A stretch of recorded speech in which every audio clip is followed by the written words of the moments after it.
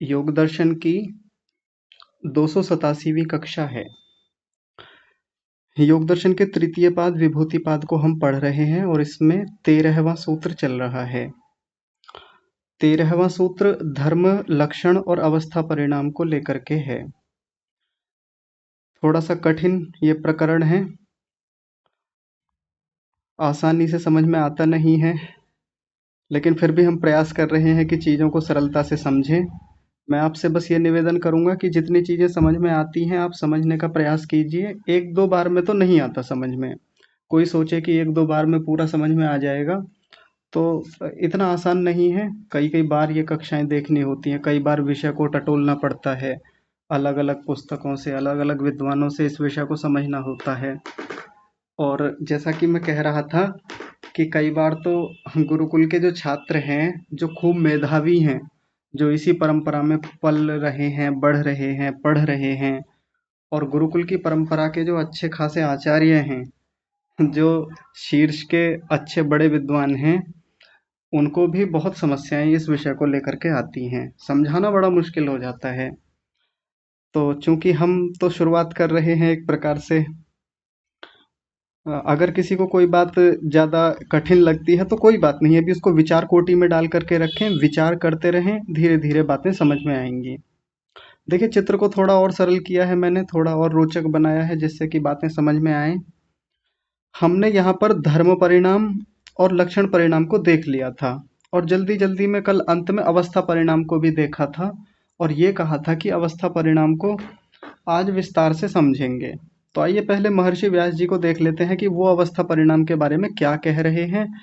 फिर उस चित्र के माध्यम से और उदाहरणों के माध्यम से अवस्था परिणाम को देखने का प्रयास करेंगे। तो अवस्था परिणाम के बारे में क्या कह रहे हैं, देखिए, तथा अवस्था परिणाम, हाँ, तथा माने और अवस्था परिणाम। अवस्था परिणाम क्या है, देखिए, तत्र निरोध क्षणेषु निरोध संस्कारा बलवंतो भवन्ति दुर्बला व्युत्थान संस्कारा इति। अब अवस्था परिणाम को बता रहे हैं। अवस्था परिणाम कहाँ देखा जाता है तो ध्यान से समझेंगे। अवस्था परिणाम हमेशा लक्षणों में देखा जाता है। अभी पीछे हम जो लक्षण देख के आए हैं, अनागत, वर्तमान और अतीत, ये तीन लक्षण देखे, तीन अध्वा देखे थे। इन्हीं में अवस्था परिणाम देखा जाएगा। अवस्था परिणाम सीधे सीधे धर्मों में नहीं देखा जाता, ना धर्मी में देखा जाता है। होता कैसे है, तो इन्होंने उदाहरण भी यहाँ पर खुद दे दिया स्वयं से ही। जैसे इन्होंने बताया, तत्र माने वहां पर जो पीछे निरोध परिणाम था उसी को उठा लिया। निरोध क्षणेषु, जिस समय निरोध की स्थिति है, यानी उसी असंप्रज्ञात समाधि की बात कर रहे हैं। निरोध का संस्कार अभी प्रकट रूप में है, वर्तमान स्थिति में है, यानी लक्षण परिणाम को ही ले रहे हैं, लक्षण पर ही घटा रहे हैं इस अवस्था परिणाम को।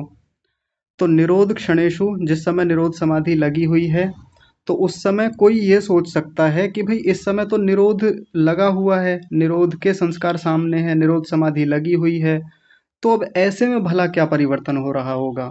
लेकिन वहां भी अवस्था परिणाम तो चल रहा है। देखिए, बहुत सूक्ष्म और बहुत गहरी बात चल रही है ये। वहां क्या परिवर्तन हो रहा है, जैसे कोई व्यक्ति और थोड़ा सा विचार करे तो सोचेगा कि निरोध के संस्कार चल तो रहे हैं, अब इसमें भी भला क्या परिवर्तन, निरोध के संस्कार बने हुए हैं, कम हो सकते हैं, ज्यादा हो सकते हैं, बस इतना मामला है। आरंभिक अवस्था हो सकती है किसी की, बहुत मध्यम स्थिति हो सकती है किसी की, बहुत आगे की हो सकती है, बस इतना भेद हो सकता है। लेकिन नहीं, इन्होंने परिणाम बताया कि वहां भी एक बदलाव चल रहा है, निरोध के संस्कारों में भी। उसको अवस्था परिणाम कहा, और वो किस रूप में है, तो कह रहे हैं निरोध क्षणेषु निरोध संस्कारा बलवंतो भवन्ति। ऐसी स्थिति में निरोध के संस्कार बलवान हो रहे हैं, निरंतर उनका बल बढ़ रहा है। ऐसा नहीं कि एक बार निरोध की स्थिति बन गई तो बस यथावत बनी रहेगी, नहीं, वो बढ़ते रहते हैं, बढ़ते रहते हैं, बढ़ते रहते हैं। जब तक निरोध समाधि लगी रहेगी, उनमें और गति और उच्चता और ऊंचाई आती चली जाएगी, आती चली जाएगी। और साथ में एक काम और हो रहा होता है साथ ही में, ये भी अवस्था परिणाम है। क्या हो रहा है, जब निरोध के संस्कार बढ़ रहे हैं तो दुर्बला व्युत्थान संस्कारा इति, तो व्युत्थान के संस्कार उस समय दुर्बल पड़ रहे होते हैं, कमजोर हो रहे होते हैं। ये बताया अवस्था परिणाम। और ये कब हो रहा होता है? जिस समय लक्षण उपस्थित हैं, या तो वर्तमान रूप में, या अतीत रूप में, या अनागत रूप में। उस समय ये अवस्था हो रही होती है, अवस्था में बदलाव चल रहा होता है। जैसे इसको थोड़ा और सरल करें तो ऐसे समझ सकते हैं, मान लीजिए किसी की 1 मिनट के लिए निरोध समाधि लगी, बस 1 मिनट के लिए। अब उसमें क्या बदलाव आया इतनी देर में? बदलाव तो आता है, हमको लगता है कि 1 मिनट में भला क्या बदलाव आ जाएगा। भले ही 1 मिनट के लिए निरोध समाधि लगे, 10 मिनट के लिए लगे, आधे घंटे के लिए लगे, 1 घंटे के लिए, 20 घंटे के लिए लगे, कितनी भी देर के लिए निरोध समाधि लगे, उस समय भी एक बदलाव भीतर उन संस्कारों में इस रूप में आ रहा होता है कि निरोध के संस्कार बलिष्ठ बलिष्ठ बलिष्ठ बलिष्ठ होते चले जा रहे हैं, उनका बल बढ़ रहा है। ये अवस्था परिणाम है। साथ में एक काम ये भी हो रहा है कि जो व्युत्थान के संस्कार भीतर हैं वो दुर्बल हो रहे हैं, क्योंकि क्षय को प्राप्त हो रहे थे। पीछे जो हम देख के आए थे कि ये क्षय को प्राप्त हो रहे थे, तो क्षय को प्राप्त होते होते वो दुर्बल भी हो रहे हैं। ये अवस्था परिणाम है। ठीक है। जैसे इसको कहीं और घटा करके देखें, सामान्य जीवन का उदाहरण लें अवस्था परिणाम का, तो ऐसे समझ सकते हैं कि मान लीजिए इस समय घड़ा प्रकट रूप में है, घड़ा अपने अनागत लक्षण को छोड़ करके आया और प्रकट हो गया, यानी कुम्हार ने घड़ा बना करके सामने रख दिया। इसको बोलते हैं वर्तमान लक्षण। तो वर्तमान लक्षण में अब ये कैसे हो रहा है? अभी इस समय इसमें परिवर्तन आना शुरू हो जाएगा। वहां तो निरोध संस्कार बलिष्ठ हो रहे हैं, क्योंकि वहां एक प्रयास चल रहा है, पुरुषार्थ चल रहा है। लेकिन जब घड़ा अभी सामने है तो उसमें भी एक परिवर्तन आ रहा है। अब कैसे परिवर्तन आ रहा है? अब घड़ा धीरे धीरे नष्ट होने की ओर बढ़ रहा है। परिवर्तन आता ही है, रंग उसका कमजोर पड़ने लगेगा, भले ही समय लगे 1 साल 2 साल 3 साल। लेकिन जिस समय घड़ा हमारे घर में रखा होता है, वर्तमान लक्षण में होता है, परिवर्तन उसमें आ रहा होता है। तो उसकी उस अवस्था में जो परिवर्तन है उसी को अवस्था परिणाम कहा। एक समय के बाद उसमें से मिट्टी झड़ने लगती है, रंग बदलने लगता है, थोड़ा दुर्बल होने लगता है, कमजोर होने लगता है। उसके पहले जो गुण थे वो कमजोर हो रहे हैं। तो ये परिवर्तन तो आ ही रहा है ना घड़े में। बस यहाँ उन्होंने निरोध निरोध समाधि के बारे में कह दिया। अब इसको हम बाकियों में भी घटा के देख सकते हैं, इस अवस्था परिणाम को। अभी किस में घटाया? निरोध परिणाम में घटाया कि निरोध के संस्कार तो बलिष्ठ हो रहे होते हैं और व्युत्थान के संस्कार धीरे धीरे दुर्बल हो रहे होते हैं। अब इस अवस्था परिणाम को समाधि परिणाम में घटाएंगे। कैसे घटाएंगे? जब एकाग्रता आ गई, अभी अपने वर्तमान लक्षण में है, व्यक्ति के भीतर एकाग्रता आती है, तो इस समय क्या होगा? एकाग्रता आने पर एकाग्रता मजबूत होती चली जाएगी, एकाग्रता बलिष्ठ होती चली जाएगी, और होता ही है। जितना जितना हम ध्यान का अभ्यास करते जाते हैं, हमारी एकाग्रता बढ़ते बढ़ते बढ़ते बढ़ते घंटों घंटों की एकाग्रता लगने लगती है, समाधि बलिष्ठ होने लगती है। ये अवस्था परिणाम है। साथ में एक काम और हो रहा होता है, जो सर्वार्थता थी, चित्त की जो सर्वार्थता थी, जो इस समय अतीत में पहुंच गई है या अतीत की ओर जा रही है, वो दुर्बल होने लगती है, वो कमजोर पड़ने लगती है। जो पहले व्यक्ति छोटी छोटी सी चीजों पर चंचल हो जाता था, जो छोटी छोटी सी चीजों में ध्यान भटक जाता था, ध्यान नहीं लग पाता था, अब वो स्थिति धीरे धीरे समाप्त हो रही है। ये अवस्था परिणाम है। ऐसे ही एकाग्रता में इस अवस्था परिणाम को देखेंगे। एकाग्रता में क्या क्या हो रहा होता है? पूर्व की वृत्ति शांत हो रही होती है और उत्तर वृत्ति उदित हो रही होती है। तो हर आने वाली जो वृत्ति है, जो उदित वृत्ति है, वो अपने आप में बहुत महत्वपूर्ण है। उसके होने से हमारी एकाग्रता और मजबूत होती चली जाती है।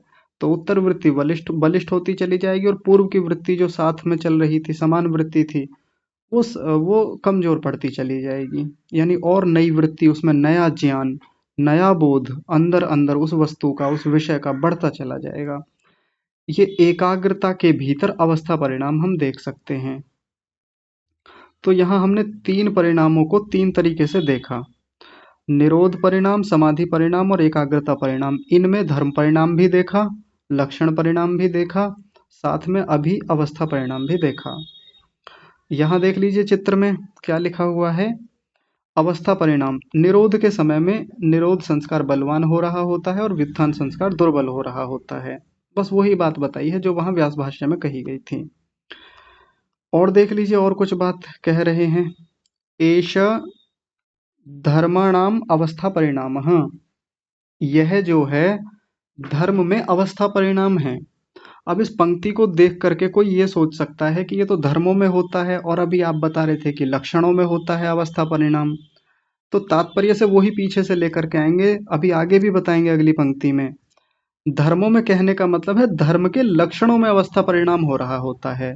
धर्म जिस समय प्रकट रूप में है, अपनी वर्तमान अवस्था में है या अतीत अवस्था में है या अनागत अवस्था में है, उस समय उसमें वो परिवर्तन चल रहे होते हैं। ये इसमें अवस्था परिणाम कहा है। आगे देखिए और कुछ बात कह रहे हैं। तत्र धर्मिणो धर्मये धर्म परिणामो धर्माणां त्रयध्वानां लक्षणैः परिणामो लक्षणानाम अपि अवस्थाभिः परिणाम इति। तत्र माने वहां पर, धर्मिणो धर्मैः, धर्मी का धर्म में परिणाम होता है। अब पहले वाले को ले रहे हैं, पहला वाला कौन सा था? धर्म परिणाम था। धर्मिणो यानी धर्मी में, धर्मैः क्षमा कीजिए, धर्मिणो यानी धर्मी का, धर्मई यानी धर्म में परिणामों परिणाम हो रहा होता है। धर्मी का धर्म में परिणाम हो रहा होता है। देखिए यहाँ मैंने कल आपको चित्र में एक पंक्ति लिख करके भेजी थी नीचे, धर्म परिणाम कहाँ होता है? धर्मी में होता है। तनिक रुकिएगा।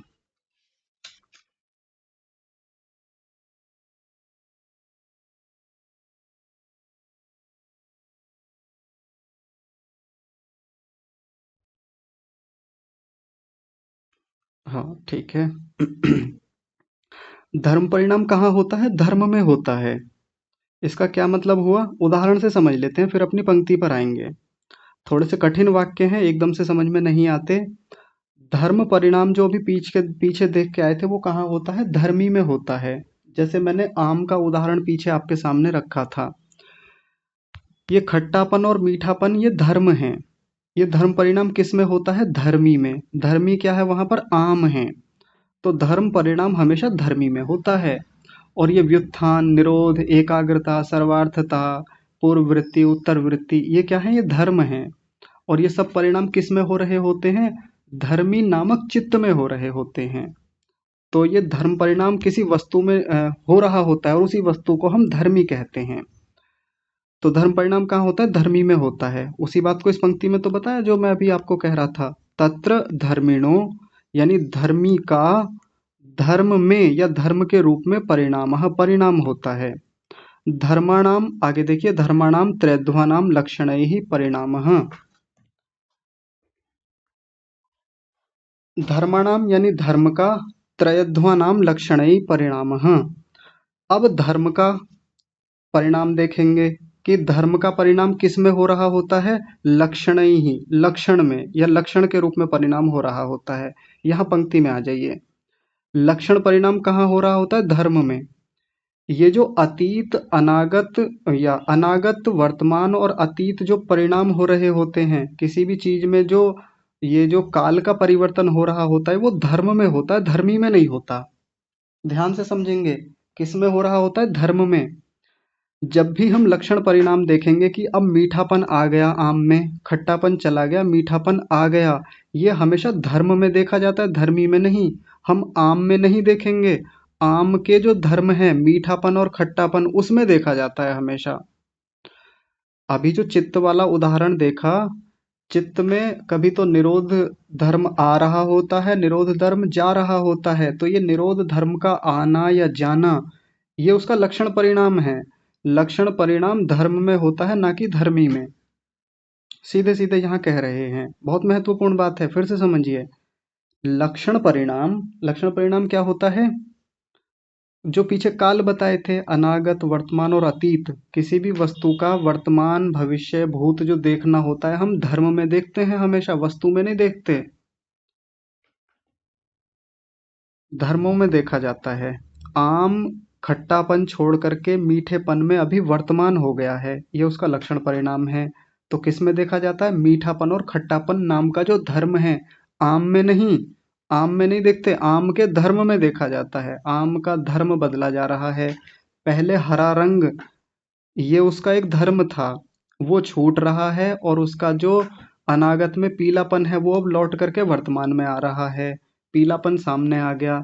तो पीलापन क्या है? धर्म है। तो ये लक्षण परिणाम यानी काल का जो बदलना है, लक्षण परिणाम से आप बस एक मतलब समझ लीजिए, काल का परिवर्तन। समय में जो परिवर्तन हो रहा होता है वो हमेशा धर्म में देखा जाता है। उसी बात को यहाँ महर्षि व्यास जी कह रहे थे। धर्माणाम त्रैध्वानाम लक्षणैहि, ये जो त्रैध्वानाम तीन के रूप में जो धर्म होता है, त्रैध्वानाम तीन अध्वों में जो लक्षण होता है, अतीत, वर्तमान और अनागत, वो किस में देखा जाता है? धर्माणाम, धर्म का देखा जाता है या धर्म में देखा जाता है। इतना हो गया। अब आगे देखिए, एक अंतिम बात बता रहे हैं, लक्षणानाम अपि अवस्थाभिः परिणाम इति। अब लक्षण परिणाम को अवस्था परिणाम को बता रहे हैं। लक्षणानाम, लक्षण का यानी, तनिक रुकिए, बड़े अजीब से शब्द हैं यहाँ पर।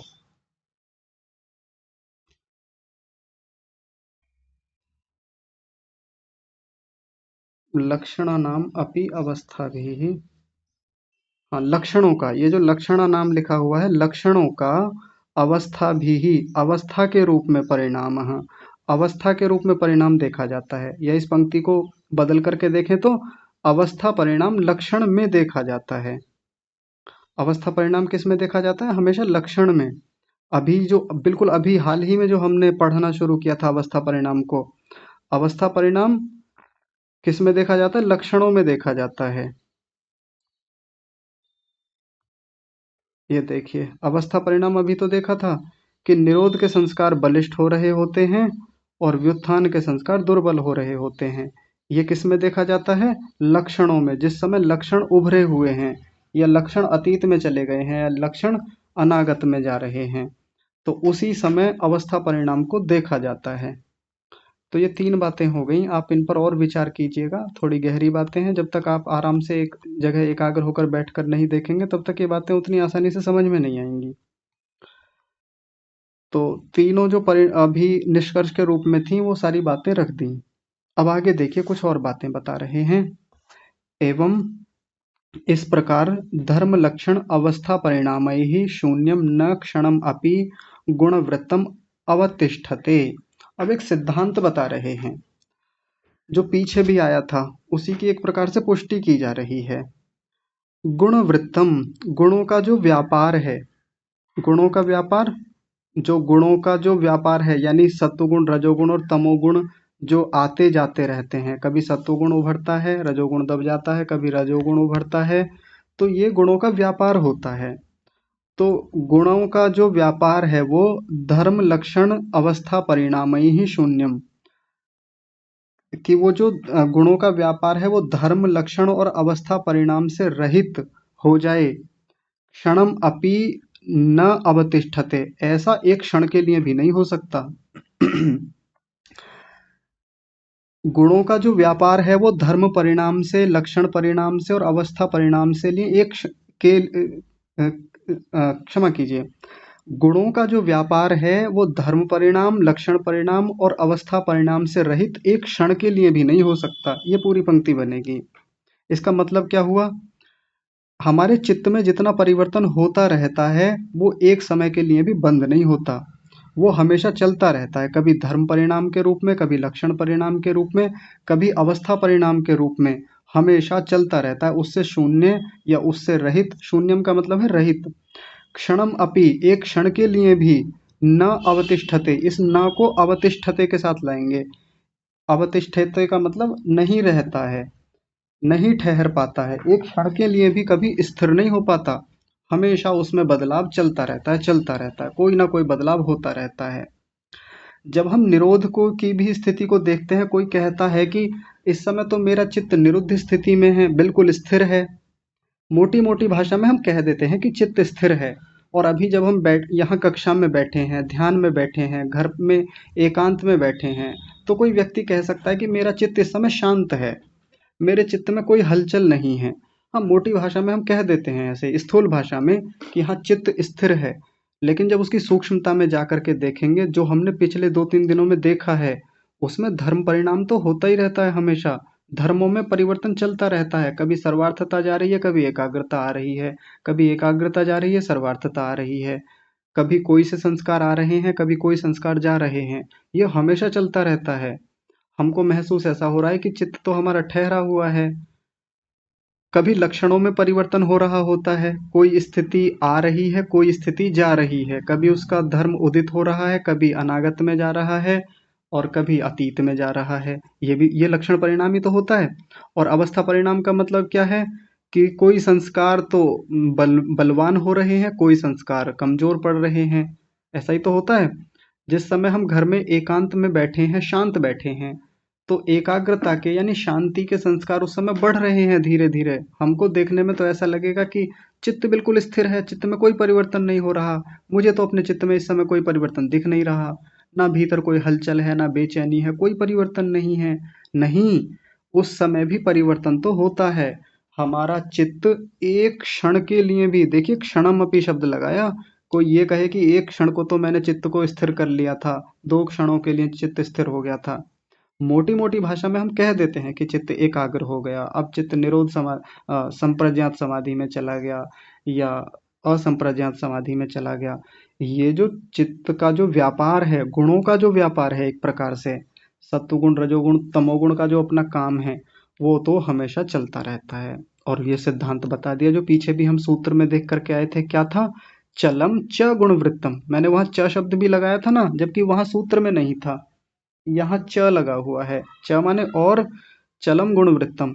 ये जो गुणों का व्यापार है ये चलम है। चलम चलम यानी चलायमान, चलता रहता है, हमेशा रुकता नहीं है। ये सिद्धांत है, अटल सिद्धांत है, कभी नहीं रुकता, हमेशा चलता रहता है।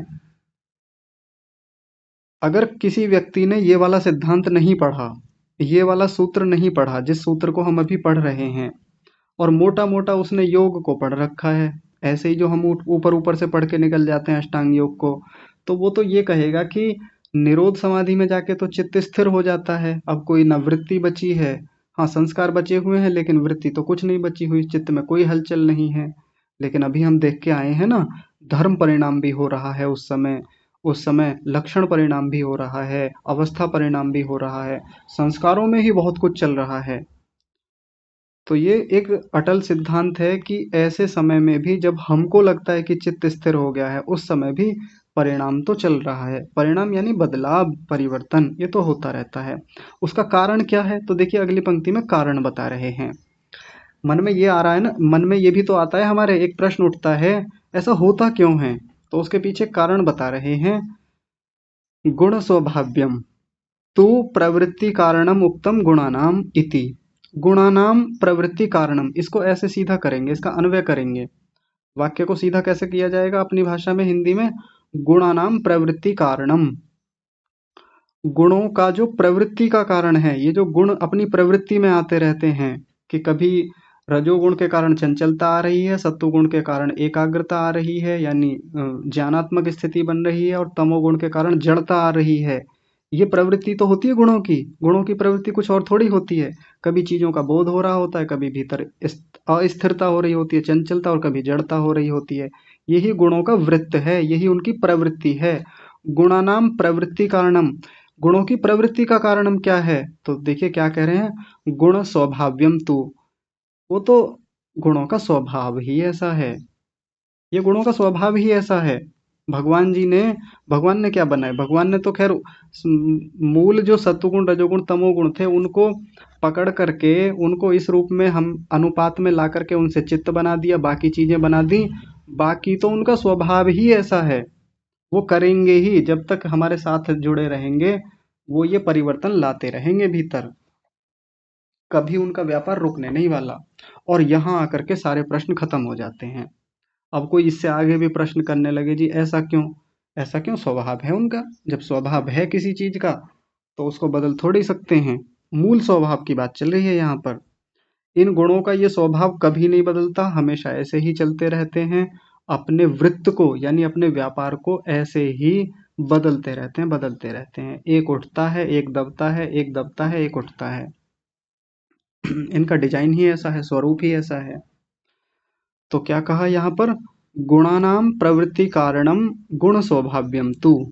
गुणों का जो ये प्रवृत्ति का कारण है कि ये जो इन गुणों में जो ये परिवर्तन आता रहता है हमेशा हमारे चित्त में इतनी बारीक स्तर पर जा कर के परिवर्तन चलता रहता है, मोटे मोटे स्तर पर भी चलता रहता है। कभी एकाग्र कभी चंचल हम होते रहते हैं, कभी जड़ता में चले जाते हैं, कभी एकाग्र समाधि में चले गए तो वहां भी परिवर्तन, संप्रज्ञात समाधि में चले गए तो वहां भी वृत्तियों में परिवर्तन चल रहा है, निरोध समाधि में चले गए तो वहां संस्कारों में परिवर्तन चल रहा है। कहीं स्थिरता है ही नहीं इस दुनिया में, चित्त की दुनिया में। तो फिर ये हो क्यों रहा है? तो उसका कारण ये बताया कि ये तो स्वभाव ही ऐसा है गुणों का। गुण मतलब सत्वगुण, रजोगुण और तमोगुण। बात समझ में आ रही है? उनकी वजह से होता है ऐसा, और ये बुरा नहीं है। अब किसी को ये बात पढ़ करके ये लगेगा ये तो बड़ी अजीब हालत है। अजीब हाल नहीं है, ये बुरी बात नहीं है, बल्कि बहुत अच्छी बात है कि ये परिवर्तन होता रहता है। अगर ये परिवर्तन ना हो ना, तो एक व्यक्ति अगर संप्रज्ञात में गया तो फिर हमेशा संप्रज्ञात में ही रहेगा। वो संप्रज्ञात को छोड़ करके कभी निरोध समाधि में जा नहीं पाएगा। या चंचलता में रहेगा तो फिर हमेशा चंचलता में रहेगा, सात्विकता में रहेगा तो हमेशा सात्विकता में रहेगा, दैनिक जीवन के व्यवहार नहीं कर पाएगा। तो भगवान ने तो ये बहुत सुंदर व्यवस्था बनाई है। हम बाहर की दुनिया में एक वाक्य बोलते हैं, चित्त, अभी इस प्रकरण को छोड़ दीजिए, बाहर का मैं उदाहरण लेता हूँ। हम कहते हैं ना कि परिवर्तन ही जीवन का नियम है, ऐसा बोलते हैं ना, परिवर्तन ही जीवन का नियम है। हर चीज बदलती रहती है, बहुत सारी चीजें स्थिर भी हैं, स्थिर सिद्धांत भी हैं जो कभी नहीं बदलते, लेकिन परिवर्तन ही जीवन का नियम है, ये बात बहुत बोली जाती है। तो उस बात को यहाँ लगा लीजिए, परिवर्तन ही इस चित्त का नियम है, या चित्त के गुणों का नियम है। चित्त में वो डिजाइन ही ऐसा है, उनका स्वरूप या कह दें स्वभाव ही ऐसा है कि बदलाव तो आएगा, बदलाव तो आता है, और वो हमारे लिए लाभकारी है। अगर वो बदलाव ना आए तो चित्त हमेशा एक स्थिति में रहेगा, और वो एक स्थिति खराब भी हो सकती है, अच्छी भी हो सकती है। उसमें फिर गति नहीं बन पाएगी, उसमें ऊंचाइयां नहीं आ पाएंगी। तो बदलाव तो बहुत जरूरी है, जो अच्छा है हमारे लिए। आगे देखिए, आगे सूत्र की बात को उठा के लाए हैं। एतेन एतेन भूतेन्द्रियेषु धर्म धर्मी भेदात त्रिविधः परिणामो वेदितव्यः। एतेन यानी इसके द्वारा, इसके किसके द्वारा? देखिए सूत्र में भी एतेन शब्द आया था, ये रहा ना, एतेन भूतेन्द्रियेषु, वो ही है बिल्कुल। एतेन ये पिछले वालों के लिए आया, जो पीछे हमने निरोध परिणाम, समाधि परिणाम और एकाग्रता परिणाम देखे थे, उनको कहा है। तो उनमें, हाँ उनके द्वारा, एतेन यानी उनके द्वारा, भूतेन्द्रियेषु भूतों और इंद्रियों में भी धर्म और धर्मी के भेद से त्रिविध परिणाम, इन तीन प्रकार के परिणामों को जो अभी हमने देखे हैं, धर्म लक्षण और अवस्था परिणाम, इनको भी वेदितव्य है, जान लेना चाहिए। भूतों और इंद्रियों में भी धर्म लक्षण और अवस्था परिणाम को वैसे ही जान लेना चाहिए जैसे ऊपर अभी चित्त में बता दिया, सारों का। जैसे चित्त में धर्म परिणाम भी बता दिया, लक्षण परिणाम भी बता दिया और अवस्था परिणाम भी बता दिया। और कैसे कैसे करके बताया? तो निरोध वाला बता दिया, समाधि वाला और एकाग्रता वाला बता दिया, खोल करके बताया, तीनों का तीनों में बताया, तीनों का तीनों में बताया, यानी 9 प्रकार से परिणामों को समझा दिया। वैसे ही भूत और इंद्रियों में भी समझ लेना चाहिए। और कैसे समझ लेना चाहिए? उसके लिए बता रहे हैं, धर्म धर्मी भेदात, धर्म और धर्मी का भेद करके देख लेना चाहिए। ये धर्म है, ये धर्मी है, ये इंद्रिय ऐसी है, इस इंद्रिय का ये धर्म है, उसमें देख लेना चाहिए कैसे बदलाव आता है। अब देखिए, आपको लगेगा कि धर्म अलग चीज होती है, धर्मी अलग चीज होती है। ये भेद तो करना पड़ेगा, जबकि धर्म और धर्मी में भेद नहीं होता। उदाहरण के लिए, चीनी का मीठापन, क्या ये दो चीजें अलग अलग होती हैं? चीनी का मीठापन, चीनी मीठी है, जब हम ऐसा कहते हैं कि चीनी का मीठापन तो बहुत है, इसमें चीनी में बहुत मीठा है, यानी चीनी अलग है, मीठा अलग है। जबकि मीठापन ही तो चीनी है। शहद का मीठापन, वो मीठापन ही शहद है, उस मीठेपन को हटा दे तो शहद नाम की चीज बचेगी ही नहीं। वो जो मीठापन है वो हो गया धर्म, चीनी हो गई धर्मी। वास्तव में धर्मी का अपना जो स्वरूप होता है वो ही उसका धर्म होता है। ध्यान से समझिए, आगे बिल्कुल यही परिभाषा बताएंगे, धर्म की परिभाषा अगली पंक्ति में आ रही है। फिर से समझिए क्या कह रहे क्या बताया मैंने। धर्मी का अपना जो स्वरूप होता है वो ही धर्म होता है। आम में से उस मीठेपन को निकाल दीजिए, खट्टेपन को निकाल दीजिए, या हरेपन और पीलेपन को निकाल दीजिए जो कि उसके धर्म हैं। धर्म को हटा दीजिए, आम बचेगा क्या? भेद नहीं होता धर्म और धर्मी में। लेकिन चूंकि ये विषय ही ऐसा है, ये परिवर्तन देखना है, तो धर्म धर्मी भेदात, धर्म और धर्मी का भेद करके देखना ही होता है हमको। अगर ये भेद करके नहीं देखेंगे तो ये परिवर्तन समझ में नहीं आएगा। देखिए बड़ी अजीब सी बात है। वास्तव में भेद होता नहीं है, लेकिन व्यवहारिक जीवन में विकल्प वृत्ति को देखिए। पीछे हम विकल्प वृत्ति पढ़ के आए थे ना। विकल्प वृत्ति से हमारे जीवन के व्यवहार चलते हैं। हम खूब बोलते रहते हैं भाई, आ, आग की गर्मी ने जला दिया, जबकि आग की गर्मी नहीं जलाती, वो गर्मी ही आग होती है। आग ने जलाया मतलब उस गर्मी ने जलाया। आग थोड़ी जलाती है, वो उष्णता ही आग होती है। वो उष्णता ही उस अग्नि नाम के धर्मी का धर्म होता है। उष्णता को हटा दीजिए, अग्नि कुछ बचेगी नहीं, अग्नि में कुछ बचेगा थोड़े ही। उष्णता ही अग्नि होती है, अग्नि ही उष्णता होती है। वो धर्म धर्मी का अभेद होता है, भेद नहीं होता उनमें। लेकिन चूंकि जब हमको ये सब परिवर्तन देखने हैं, ये परिणाम देखना है, तो धर्म और धर्मी में भेद करके ही देखना होता है। तो भूतों और इंद्रियों में भी बिल्कुल वैसे देख लेना चाहिए। कह के छोड़ दिया, कैसे देखेंगे भूत और इंद्रियों में ये सारा कुछ? तो वो मैं आपके ऊपर छोड़ता हूँ, आप लोग इस पर विचार कीजिए, किसी दिन कक्षा में आपसे पूछेंगे कि जैसे चित्त में सारे परिणाम ऊपर बता दिए कि चित्त में धर्म परिणाम ऐसे होता है, लक्षण परिणाम ऐसे होता है और अवस्था परिणाम ऐसे होता है। तो अब भूतों और इंद्रियों में कैसे इन तीनों परिणामों को देखें, ये आपके ऊपर छोड़ा जाता है। आप इस पर विचार कीजिएगा, किसी दिन कक्षा में आपसे पूछेंगे। अब आगे देखिए। अब एक और बड़ी अजीब बात बता रहे हैं। मतलब इतनी सारी बात बता करके भी जब अगली पंक्ति आती है ना, तो बड़ा ऐसा लगता है कि पिछली वाली पंक्तियों का एकदम विरोध खड़ा हो रहा है। पिछली वाली पंक्तियों से एकदम विरुद्ध बात आ रही है। जैसे अभी ये धर्म धर्मी का भेद बताया, तो अगली पंक्ति देखिए ध्यान से, क्या कह रहे हैं। परमार्थ, क्या लिखा हुआ है ये? हाँ, परमार्थतः, परमार्थतः तु एक एव परिणामः। परमार्थतः का मतलब होता है वास्तव में या अंततः। वास्तव में तो एक एव परिणाम, वास्तव में तो एक ही परिणाम होता है। क्या कह रहे हैं? वास्तव में तो एक ही परिणाम होता है। ये पीछे जो इतने सारे परिणाम बता दिए खोल करके, पहले इतने सारे बता दिए, और अब लास्ट में आकर के क्या कह रहे हैं कि अगर मूल में जाकर के देखें ना, अंततः जाकर के देखें, तो परिणाम तो केवल एक ही होता है, इतने सारे नहीं होते। पर समझाने के लिए धर्म धर्मी का भेद करके इतने सारे समझाए जाते हैं हमको। तो ये अंततः जो होने वाला परिणाम है वो केवल एक ही क्यों होता है और होता कैसे है, उसको आगे बता रहे हैं, ध्यान से देखिए। धर्मी स्वरूप मात्रो ही धर्मः। पहले धर्म को समझाया, ध्यान से देखिए धर्म होता क्या है। इन्होंने कहा धर्मी स्वरूप मात्रो ही धर्मः। धर्मी का जो स्वरूप होता है वो ही धर्म है। चीनी वाला उदाहरण। चीनी का जब हम मीठापन कहते हैं, तो चीनी और मीठा ये दो अलग चीजें नहीं होती। चीनी का अपना जो स्वरूप है, पूरी जो चीनी है हमारे सामने जो इस समय प्रकट रूप में है, वो ही उसका धर्म होता है। और उस धर्म से ही धर्मी का पता चलता है।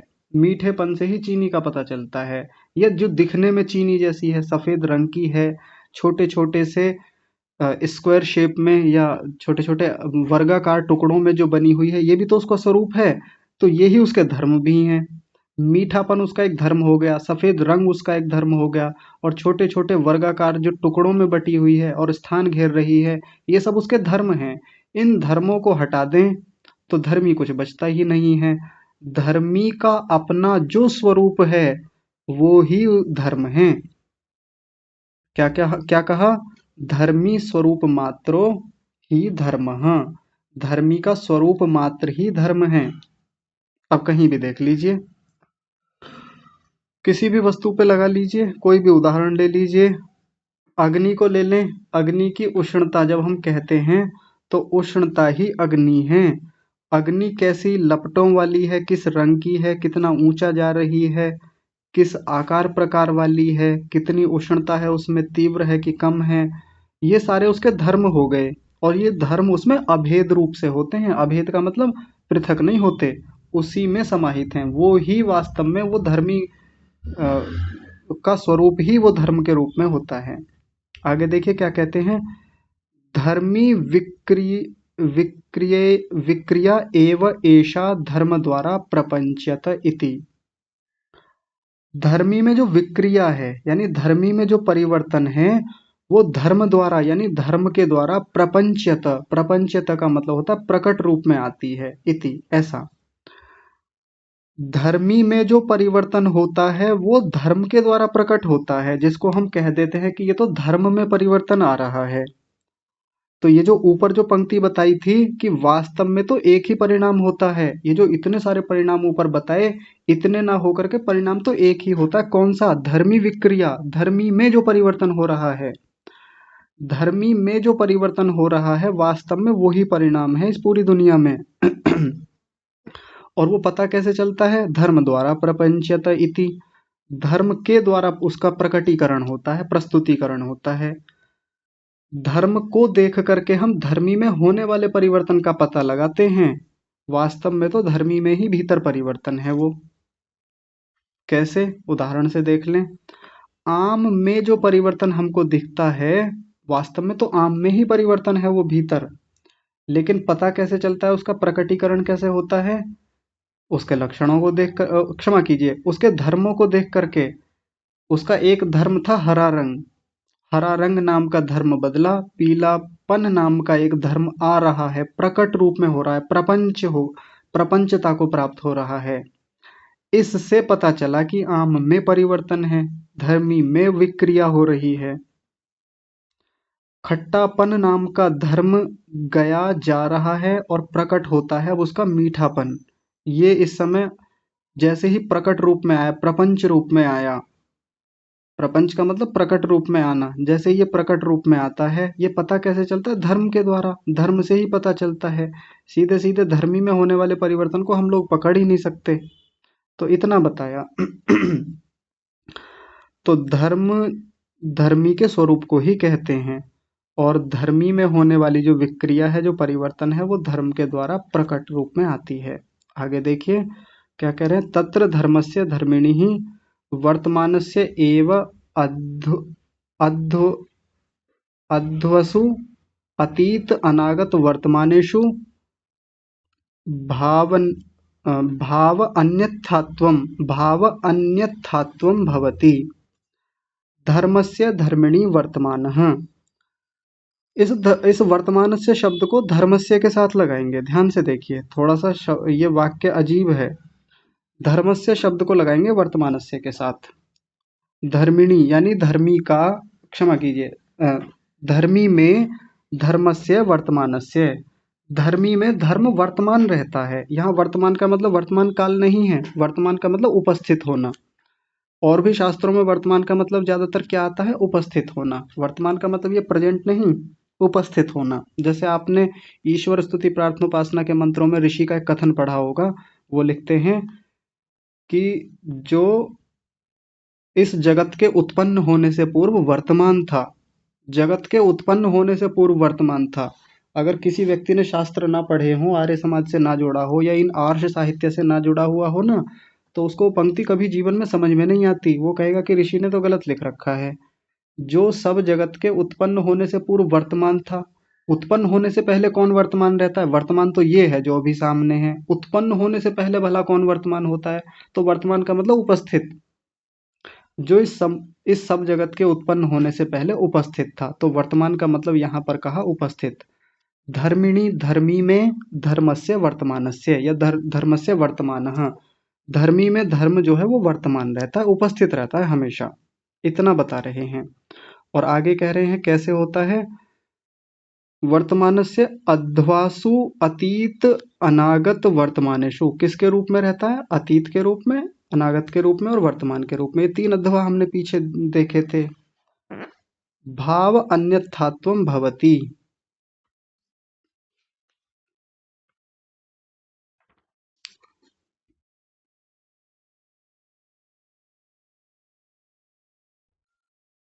तनिक रुकिएगा।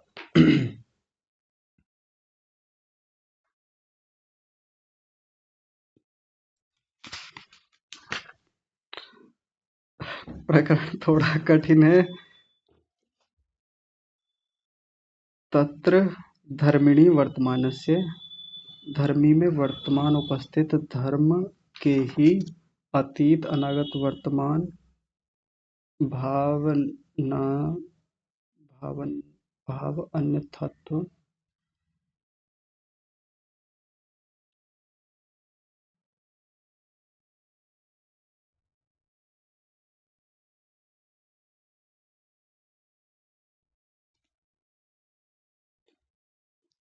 हाँ देखिए, अतीत वर्तमान, अतीत वर्तमान और अनागत में भावों का अन्यथात्व होता है। अन्यथात्व का मतलब है भिन्नता के रूप में। वो जो परिवर्तन हमको देखने में आता है, भाव कभी प्रकट रूप में चला जाता है, यानी प्रकट रूप में आ जाता है, कभी अतीत में चला जाता है, कभी अनागत में चला जाता है। तो ये भाव का अन्यथात्व जो होता है, ये धर्मी में हो रहा होता है। न तो द्रव्य न तो द्रव्य अन्यथात्वम, ये द्रव्य में भिन्नता नहीं आ रही होती है। मूल द्रव्य जो है उसमें कोई परिवर्तन नहीं है। जैसे एक उदाहरण से समझते हैं इस बात को, तो थोड़ी आसान हो जाएगी। उदाहरण आगे दे रखा है अगली पंक्ति में। जैसे मान लीजिए सोने का एक ढेला है, हमारे पास एक स्वर्ण का, सोने का एक छोटा सा टुकड़ा है। तो वो अपने टुकड़े धर्म में है इस समय, वर्तमान अवस्था में टुकड़ा धर्म है। जिस समय वो प्रकट रूप में है, यानी वर्तमान लक्षण में उपस्थित है, तो उस समय सोने का हार जो है वो अतीत अवस्था में है, बना नहीं है। सुनार ने उसको पीट करके या उसको गर्म करके, उसको आकार दे करके अपने औजारों से, हथियारों से, या जो भी उसके पास यंत्र होते हैं उनसे उसका एक हार बना दिया। तो वो जो हार है, वो जो आभूषण है, वो अपने अनागत लक्षण को छोड़ करके वर्तमान में आ गया। और उसका जो वो टुकड़ा धर्म था, टुकड़े नाम का जो धर्म था, वो कहाँ चला गया? वो अतीत में चला गया, पीछे पहुंच गया। वो उसका अन्यथात्व है। अन्यथात्व, भावों का अन्यथात्व, अन्य में यानी भिन्नता होती रहती है, उसमें बदलाव आता रहता है। एक धर्म जाता है, एक धर्म आता है, यानी लक्षण के रूप में, कभी अतीत में, कभी अनागत में, कभी वर्तमान में। न तो द्रव्य अन्यथात्व, मूल द्रव्य जो है उसमें कोई परिवर्तन नहीं है। सोना नाम का जो द्रव्य है, स्वर्ण नाम का जो द्रव्य है, उसमें कोई परिवर्तन नहीं है। टुकड़ा जो धर्म था, वो एक धर्म से दूसरे धर्म में बदला है, परिवर्तन आया है। स्वर्ण को भी यानी वो जो आभूषण बन गए, जो भी वर्तमान में आ गए, उनको फिर पिघला करके उनको अतीत में पहुंचा दिया जाएगा। और वो जो टुकड़ा नाम का धर्म जो अतीत में पहुंच गया था, वो अनागत से होते हुए फिर वर्तमान में आ जाएगा। ये तो अन्यथात्व चलता रहता है, ये भिन्नता, ये चक्र ऐसे ही चलता रहेगा। भाव, भाव यानी उसका अस्तित्व जो है, प्रकट रूप में आना जाना, ये तो चलता रहता है, अतीत के रूप में, अनागत के रूप में और वर्तमान के रूप में। धर्मी में चलता रहता है, ये सब बदलाव आते रहते हैं। न तो द्रव्य अन्यथात्वम, द्रव्य में ऐसा नहीं हो रहा होता है। मूल द्रव्य जो है उसमें कोई परिवर्तन नहीं है। और आगे देखिए, बिल्कुल जो उदाहरण सोने का आपको दिया, उसी उदाहरण को यहाँ कह रहे हैं। यथा स्वर्ण भाजनस्य भित्वा भित्वा अन्यथा क्रियामाणस्य भाव अन्यथात्वम भवति, न स्वर्ण अन्यथात्वम इति। बिल्कुल वैसा ही उदाहरण रखा। यथा जैसे, स्वर्ण भाजनस्य, स्वर्ण भाजन का मतलब होता है सोने का बर्तन ले लीजिए या सोने का आभूषण ले लीजिए। तो स्वर्ण का जो भाजन है, यानी सोने का जो बर्तन है, भित्वा जब उसको समाप्त किया जाता है, अन्यथा क्रियामाणस्य, उसमें अन्यथा क्रिया होती है, यानी एक बदलाव आ रहा होता है। विक्रिया जैसे अभी पीछे आया था, परिवर्तन रूप में परिवर्तन होता है। और किस रूप में होता है? भाव अन्यथात्वम, भावों की भिन्नता के रूप में। एक भाव जा रहा है, एक भाव आ रहा है। यहाँ भाव शब्द को हम लक्षण के रूप में भी देख सकते हैं, जो अभी पीछे देखा, कभी अतीत में जाएगा, कभी वर्तमान में आएगा, कभी अनागत में आएगा। ऐसे करके वो भावों का अन्यथात्व कहा जाएगा। न स्वर्ण अन्यथात्वम इति, ये परिवर्तन केवल उसके धर्मों में है, ना कि उस वास्तव में वो जो स्वर्ण नाम की मूल धातु जो है, मूल द्रव्य जो है, उसमें परिवर्तन है, उसमें परिवर्तन नहीं होता। कुल मिलाकर के ये बताना चाह रहे हैं। यानी ऊपर जो अभी बताया कि धर्मी में क्रिया हो रही होती है, धर्मी में बदलाव हो रहा होता है, सोने को पीटा जा रहा है, गर्म किया जा रहा है, आकार दिया जा रहा है, धर्मी में क्रिया हो रही है, लेकिन मूल जो उस समय वो सोना नाम की धातु है, जो मूल द्रव्य है, वास्तव में जो सोना है, उस द्रव्य में कोई परिवर्तन नहीं है। वो तो छेदा जाएगा, पीटा जाएगा, उसको गर्म किया जाएगा, आकार प्रकार दिया जाएगा, धर्मी में ही क्रिया हो रही होती है। पता कैसे चलता है? धर्मों के द्वारा। जब उसका धर्म कभी हार के रूप में, आभूषण के रूप में सामने आ जाता है, कभी टुकड़े के रूप में सामने आ जाता है, तो परिवर्तन तो केवल एक ही हो रहा होता है, जो अभी पीछे इन्होंने बताया, परमार्थ परमार्थतः परमार्थतः तु एक एव परिणामः, वास्तव में तो एक ही परिणाम है, और वो कहाँ हो रहा होता है? धर्मी में।